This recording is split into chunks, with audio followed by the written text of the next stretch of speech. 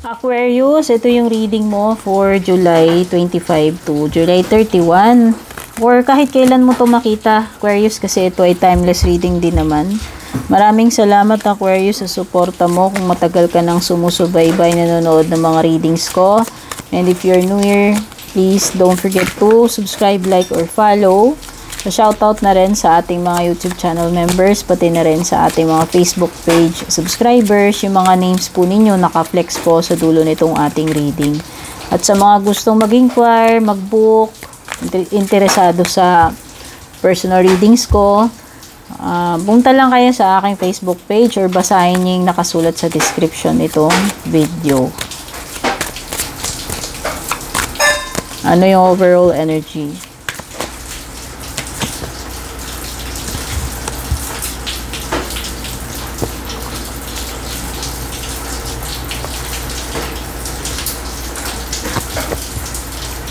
Strong energy ng fire sign, meron dito, Aries.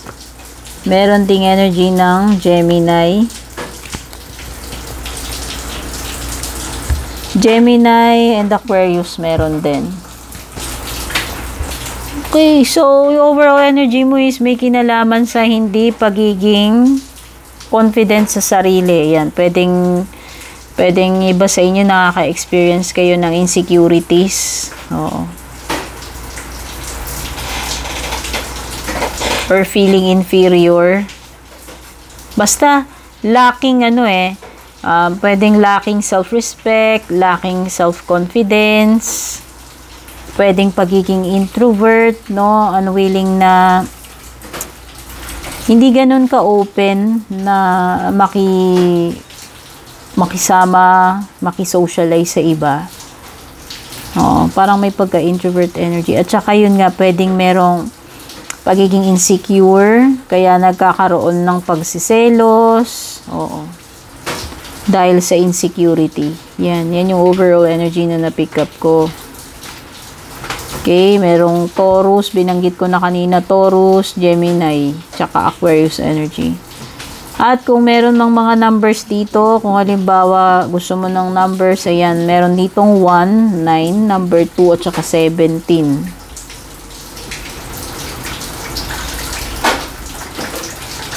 At meron dito, Aquarius situation na kailangan mo mag-take action with the Ace of Wands. So,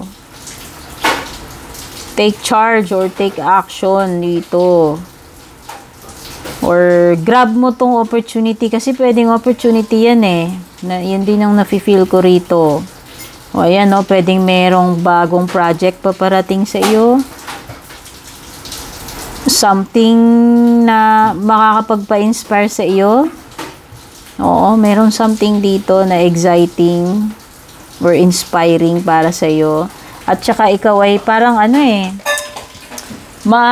mapepersa ka to create or to do something, to take action. Yun na nga. Mag-take action. Pwedeng this is opportunity or bagong beginnings para sa iyo. So, yan, pwedeng bagong basta merong something na bagong experience. O, pwedeng big break sa iyong career. Or, pwedeng sa love life, no? So, ibig sabihin nito, kung sa love life ito, this is an exciting na bagong connection para sa iyo. No, involving a fire sign. No, specific dito, Aries. Tapos, meron ka rin dito, ayan, may mga worries ka. Ayan, pwedeng iba sa inyo, Aquarius. Sobra yung pag-aalala ninyo. Or sobra yung stress. Yung iba nagkakaroon kayo ng sleepless nights. Baka yung iba, sunod-sunod na puyat. Kawalan ng tulog. Pwede yung iba, napupuyat lang kayo dahil baka naman panggabi yung duty ninyo. Or pwedeng iba, napupuyat kayo sa kakaisip dahil namang problema kayo, nag-aalala. Okay? So, may mga stressful situations dito, yung mga sleepless nights para sa iyo. Ayan o, anxiety. Ngayon, pagdating naman dito,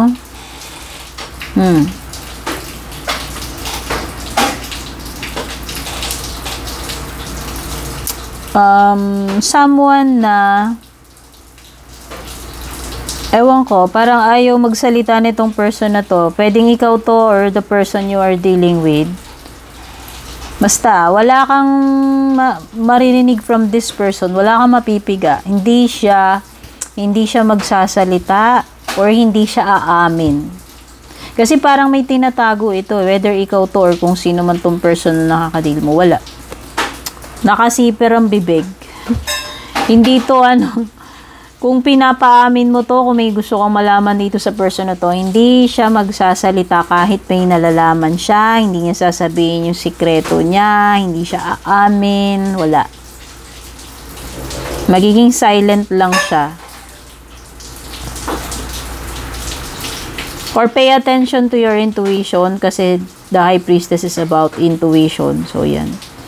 Pwedeng ganyan. Or mga matters na kailangan na instead na i-broadcast mo, siguro may mga situation or matters na instead na i-broadcast mo, maganda, i-keep it in private na lang o maging low-key, tahimik lang. Yan.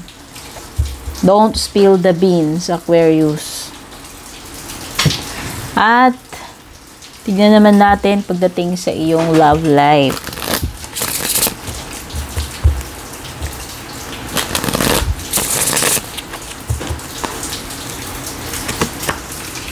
Ay, ano to? May bawal na pag-ibig. Ay, kaya pala may something secret. Oh, baka yun. Baka secret love affair kayo nitong person na ito. Oh. Ito ba ay, bawal na pag-ibig kaya tinatago? O baka hindi ka nire-reveal ng person mo kasi baka mamaya may jowa na palang iba yung may asawa na. Or vice versa, baka naman ikaw yung ganun. No? Basta meron ditong something na nangyayari na sikreto sa inyong dalawa. Or yung pinaka-relationship nyo mismo is sikreto kasi nga bawal ilantad sa public dahil may mga complications. Kumbaga, it's complicated. Complicated, ganun. Ayan. O yung iba naman nakakaranas kayo ng pagkasawi sa pag-ibig. Ayan.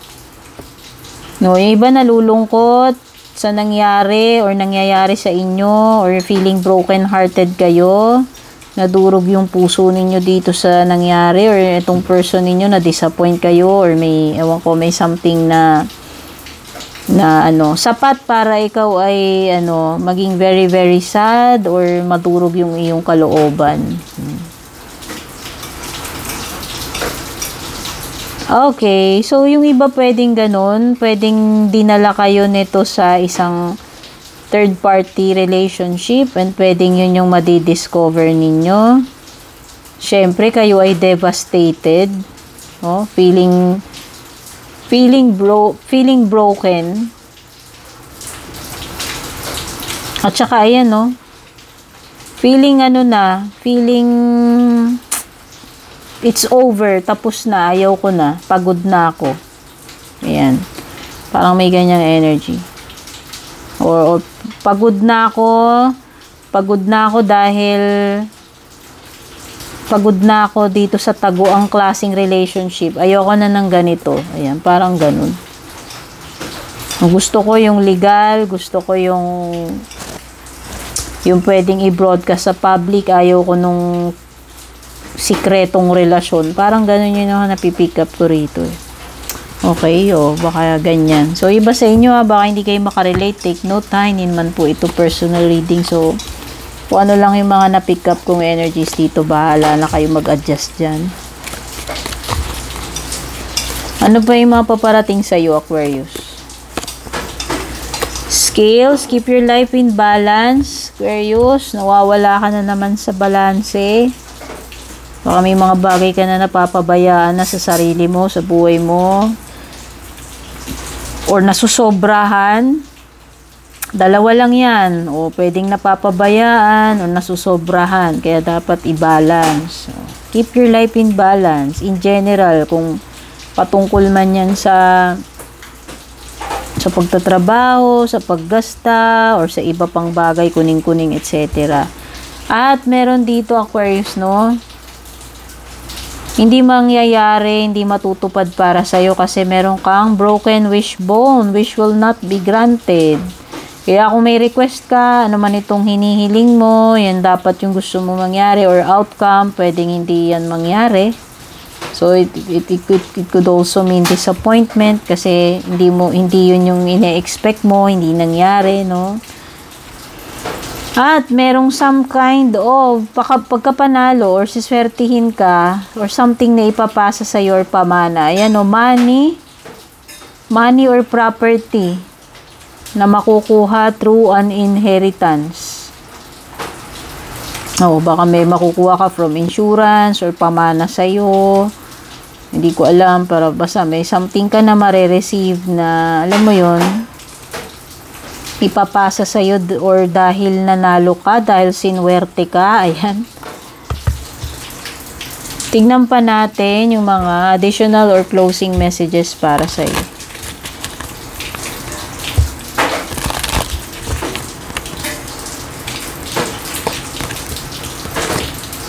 If you believe,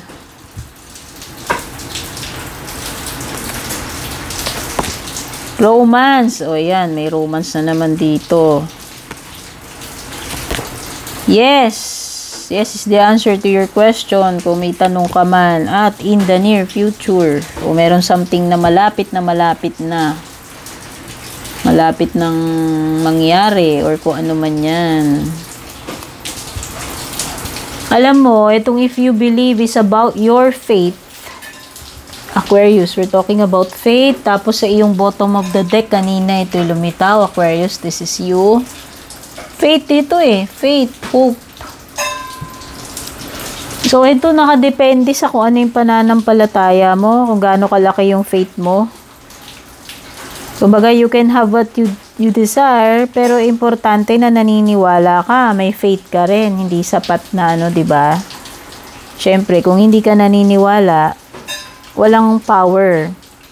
So, ibig lang sabihin nito, yung mga gusto mong mangyari, depende rin yan sa belief mo, sa faith mo. At kailangan mong magstay positive at mag-visualize ng magaganda or positive outcome na you are hoping for. I-set aside mo yung pessimism, negativity, at palagi kang maging sunny or positive lagi yung outlook mo. Kumbaga, ito yung law of attraction Kumbaga, kung ano yung faith, yung pinaniniwalaan mo, pwedeng yun din yung na-attract mo. At para sa mga single, ayan, merong paparating na romance. This is a very important relationship na paparating sa iyo or a very important person na papasok sa buhay mo. Pwedeng ito na yung romance na hinihintay mo. Okay, pwedeng basta have faith kasi may paparating na pag-ibig para sa iyo. Kaya yung iba dyan na nawawalan na ng pag-asa na hindi na yata ako magkakajowa, hindi na yata ako magkakaasawa, ito yung sign. Okay, ito naman yes card. This is a card na sumasagot kung may katanungan ka man sa isip mo. Aquarius, the answer is yes. Or, pwedeng ang sinasabi nito, congratulations kasi pwedeng tama yung ginawa mong decision. Or tama yung choice na napili mo. Okay, alam mo na yung dapat mong gawin. This is a go signal. Yes. Kasi big yes yan. Ayan, may exclamation. So, ibig sabihin, you are on the right track. Or this is the time. Yes. Or yes is the answer to your question. Kung ano may tanong sa isip mo. At merong something in the near future dito. Malapit na. O baka ito, yung paparating sa'yo na relationship or bagong person. Or itong something na minamanifest mo dito kasi depende nga kung naniniwala ka talaga dito, kung gaano kalaki yung faith mo, ganun din kalaki yung chance na yan. So, meron something dito na malapit na mangyari or paparating sa'yo, Aquarius. Okay? Maraming salamat, Aquarius, for being here. Sana makatulong sa'yo itong reading. Take care. God bless. Babush.